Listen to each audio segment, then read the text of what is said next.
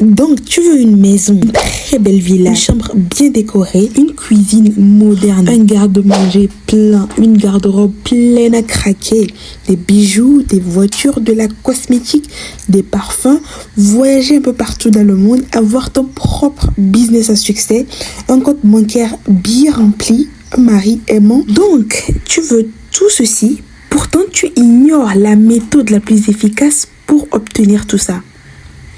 Et tu vas me demander, mais c'est quoi la méthode la plus efficace? C'est se détacher de la dunya. C'est de rester concentré, d'être focus sur la akhira. Assalamu alaikum wa rahmatullahi wa barakatuh. On a ce célèbre hadith qui dit que si tu cours après la akhira, tu auras la akhira et la dunya va te courir après. Mais que si par contre tu cours après la dunya, tu n'auras pas la akhira et la dunya va te fuir. Donc, comment trouver un équilibre entre les deux? Comment obtenir la dunya en donnant priorité à la akhira? Premier point, la prière. 5 fois par jour, Allah nous appelle au succès. 5 fois par jour, le muezzin dit Hayya ala falah. Falah, ça veut dire le succès, la prospérité, l'épanouissement. Venez au succès, accourez au succès. Mais juste avant de dire Hayya ala falah, le muezzin dit quoi? Hayya ala salah. Juste avant Hayya ala falah, il y a Hayya ala salah.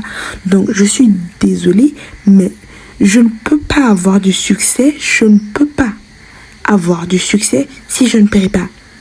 Si je ne prie pas, il n'y a pas de succès. En tout cas, pas de succès barakatisé. Parce que oui, il y a des malheurs qui sont déguisés en succès. Il y a des gens, ils pensent qu'ils sont mariés à l'homme de leur rêve, mais en réalité, c'est leur cauchemar, c'est leur pire cauchemar. Donc, vous voyez les 5 prières quotidiennes, moi je les traite comme si c'était la clé du succès. Je les traite comme si c'était la clé pour devenir riche. Mais pas que financièrement, non. Parce que la richesse n'est pas que financière. La richesse, il y a la richesse spirituelle, il y a la richesse mentale, il y a plusieurs types de richesses. Donc, les 5 prières quotidiennes, je les traite comme la clé pour obtenir la richesse sur tous les aspects. C'est comme si Allah me demandait en fait 5 fois par jour, 5 fois dans la journée ce que je désirais. 5 fois par jour, j'ai l'occasion de demander à Allah tout ce que je veux. Je ferai une vidéo spécialement sur la prière, Inch'Allah, parce que les 5 prières quotidiennes, en fait, c'est une bénédiction. Deuxièmement, j'aimerais que tu oses demander à Allah. Allah, c'est à lui la puissance. La force, c'est à Allah. La richesse, le risque, c'est pour Allah. C'est lui le razak, le azim. En fait, les plus beaux attributs sont les attributs d'Allah. Tout ce qui est dans ce monde, ça lui appartient. Des fois, ce que je pense, c'est que on a peur de demander ce qu'on veut à Allah. Oui. Allah dit qu'il a honte lorsque son serviteur lui demande quelque chose et qu'il ne lui donne pas. Allah a honte. Allah n'ignore pas les supplications des croyants. Non. Il y a cette salade qui s'appelle Rakatayn Hajja. Chaque fois que je demande quelque chose à Allah avec ce Rakatayn, il répond toujours Alhamdulillah, Allahumma barik. La salat al-tahajjud, ça aussi, ça ne rate jamais sa cible. La salat al-duha également. Donc, quand tu veux quelque chose, fais juste tes ablutions.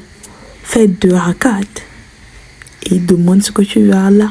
C'est aussi simple que ça. Ose demander. Oui, change ton mindset. Ose demander ce que tu veux à Allah. Troisièmement, ne doute jamais. Ne doute jamais d'Allah. Ne te dis jamais que Allah ne va pas répondre à tes prières. Non. Le simple fait d'avoir pensé à cette doha, ça prouve que Allah veut répondre à cette doha. Il aurait pu faire en sorte que tu ne penses pas à cette prière, à ce doha. Moi, par exemple, j'ai jamais fait de doha pour devenir un grand architecte ou bien pour devenir un grand musicien. Donc, si Allah, il t'a permis de réfléchir à une doha, il t'a inspiré pour faire une certaine doha, c'est sûrement pour une bonne raison. C'est sûrement pour une raison. Si tu fais ce doigt, c'est parce que Allah veut que tu le fasses.